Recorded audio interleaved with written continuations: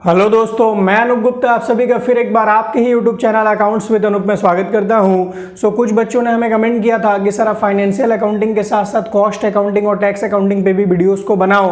तो आज से हम लोग कॉस्ट अकाउंटिंग को स्टार्ट कर रहे हैं और फाइनेंशियल अकाउंटिंग के साथ कॉस्ट अकाउंटिंग को भी हम लोग लेके धीरे धीरे आगे बढ़ेंगे। तो आप लोग ऐसे ही अपना सपोर्ट बनाए रखें ताकि हम लोग रेगुलर बेसिस पे आपके लिए नए नए वीडियोस लाते रहेंगे। तो आइए फिर देर ना करते हुए आज का वीडियो हम लोग स्टार्ट करते हैं। अगर वीडियो अच्छा लगे तो लाइक और चैनल को सब्सक्राइब करके बेल आइकन प्रेस कर दें ताकि आने वाले सभी वीडियोस की नोटिफिकेशन आप सभी को मिलती रहे।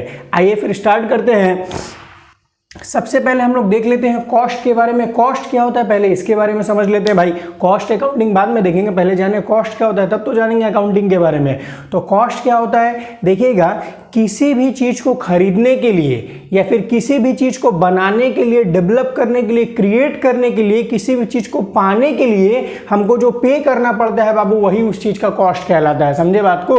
जैसे देखिए शाम का टाइम है, हमको भूख लगा, हम गए एक तो 20 रुपया वाला ब्रिटानिया का केक खरीदे, ठीक है। तो आप देखिए तो बाबू जैसे ही हम केक खरीद रहे हैं ब्रिटानिया का, तो बदले में हमको क्या पे करना पड़ रहा है, 20 रुपया। यानी केक को लेने के लिए, केक को खरीदने के लिए, केक को पाने के लिए हमको क्या देना पड़ रहा है बाबू, एक्वायर करने के लिए क्या देना पड़ रहा है, 20 रुपया।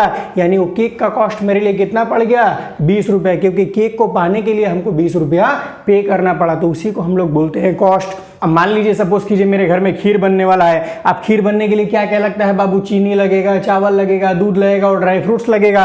तो मान लीजिए 150 रुपया का दूध लग गया, 50 रुपया का चीनी चावल लग गया और 50 रुपया का ड्राई फ्रूट लग गया। टोटल कितना खर्चा हुआ, 250 रुपया। 250 रुपया का एक तपेली बाबू, बड़ा वाला तपेली से खीर बन के रेडी हुआ। अब हम मस्ती में इसे तपेली में मुंह घुसा के मस्ती में इसे खा रहे थे, ठीक है। तो खाने को तो खा लिए। अब मेरे से अगर कोई पूछेगा कि भाई इतना तू खीर बनाया, इतना बढ़िया वाला खीर बनाई, खीर बनाने के लिए क्या खर्चा पड़ा तेरा, तो हम क्या बोलेंगे बाबू, 250 रुपया। इसका मतलब जानते हैं, वो जो एक तपेली खीर मेरा बन के रेडी हुआ ना, वो एक तपेली खीर बनाने के लिए हमको कितना रुपया पे करना पड़ा, 250 रुपया पे करना पड़ा बाबू। यानी वो एक तपेली खीर का कॉस्ट मेरे लिए कितना पड़ा, 250 रुपया पड़ा।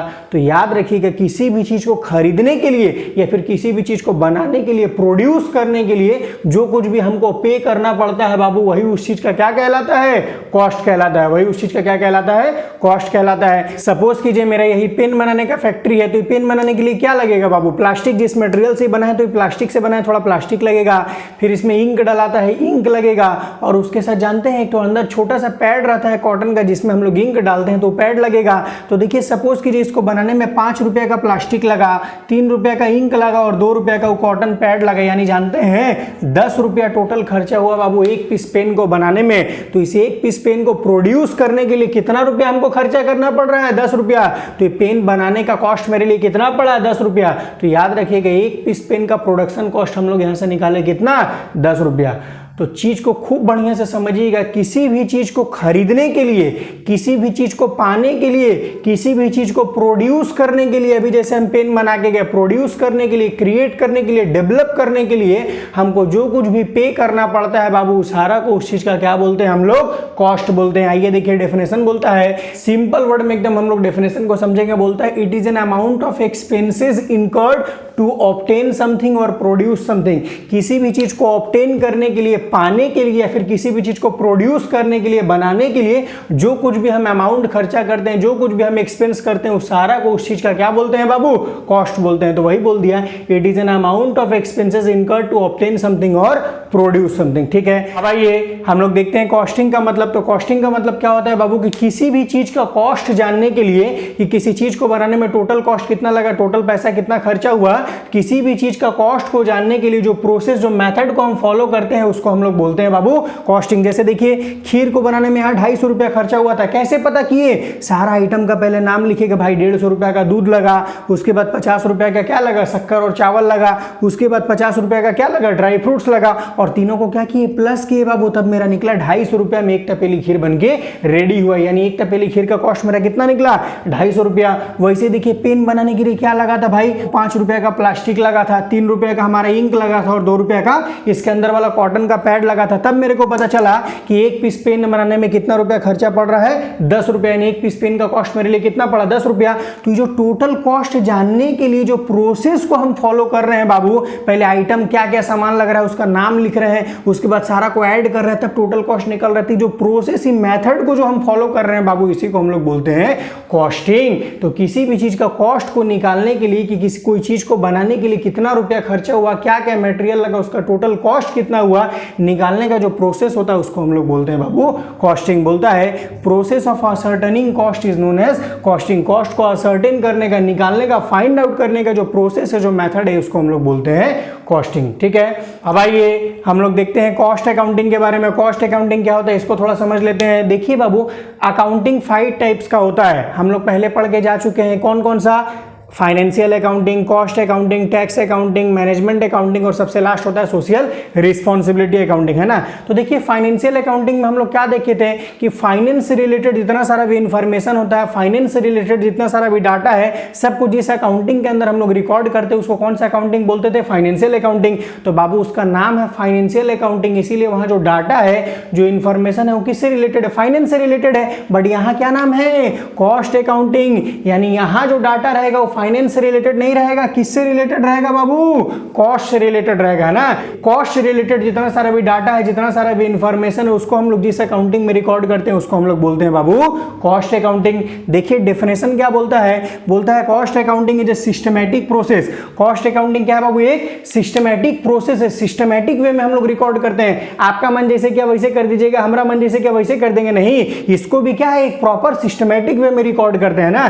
तो वही बोला है कि cost accounting is systematic process of recording. Record करते हैं, समराइजिंग, जितना सारा कॉस्ट रहता है, जितना सारा खर्चा है, सबको क्या करते हैं? एक जगह लाके समरी की तरह प्रेजेंट करते हैं। Summarising, presenting and analysing. Analysis का मतलब क्या हो गया बाबू? उसको एनालाइज करते हैं, एनालिसिस करते हैं ना, कि भाई कौन सा खर्चा मेरा, कौन सा कॉस्ट मेरा ज्यादा हो रहा है, उसको कम कैसे किया जाए। क्योंकि जानते हैं कॉस्ट जितना घटेगा बाबू, मेरा कंपनी का प्रॉफिट उतना ही बढ़ेगा ना। खर्चा जितना घटेगा उतना ही प्रॉफिट क्या होगा? बढ़ेगा। तो एनालिसिस करेंगे कौन सा कॉस्ट भैया ज्यादा हो रहा है, उसको कम कैसे किया जाए ना।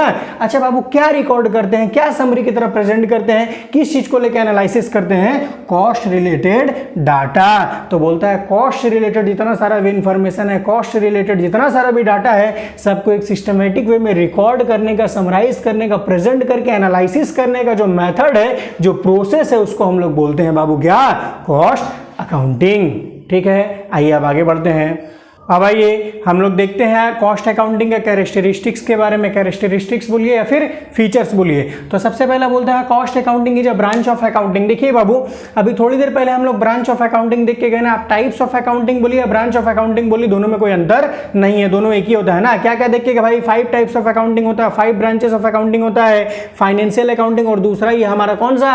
Cost accounting. तीसरा टैक्स अकाउंटिंग, मैनेजमेंट अकाउंटिंग और सोशल रिस्पॉन्सिबिलिटी अकाउंटिंग। तो बोलता है कॉस्ट अकाउंटिंग भी क्या है? अकाउंटिंग का एक ब्रांच है भैया, सही बात है। दूसरा बोलता है art as well as science. देखिएगा बाबू, कोई भी अकाउंटिंग हो, फाइनेंशियल अकाउंटिंग हो, कॉस्ट हो, टैक्स हो, मैनेजमेंट हो, सोशल रिस्पॉन्सिबिलिटी हो, कोई भी अकाउंटिंग हो, सारा का सारा अकाउंटिंग क्या है? आर्ट और साइंस का बाबू कॉम्बिनेशन है। क्यों? यहाँ हर एक चीज को प्रेजेंट करने का अलग अलग वे है बाबू, अलग अलग तरीका है। तो वे ऑफ प्रेजेंटेशन के कारण इसको बोला जाता है आर्ट। और देखिए अकाउंटिंग जब हम लोग करते हैं बाबू, कोई भी अकाउंटिंग कर रहे हो, है ना, फाइनेंशियल कर रहे हो, कॉस्ट कर रहे हो, टैक्स कर रहे हो, कोई भी अकाउंटिंग करेंगे तो जैसे मन वैसे कर देते हैं बाबू।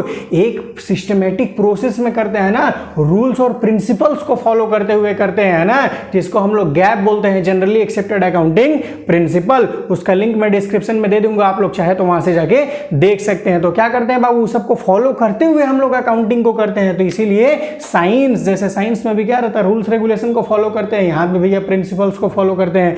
तो बोलता है कॉस्ट अकाउंटिंग क्या है? आर्ट और साइंस का कॉम्बिनेशन है। तीसरा बोलता है प्रोसेस।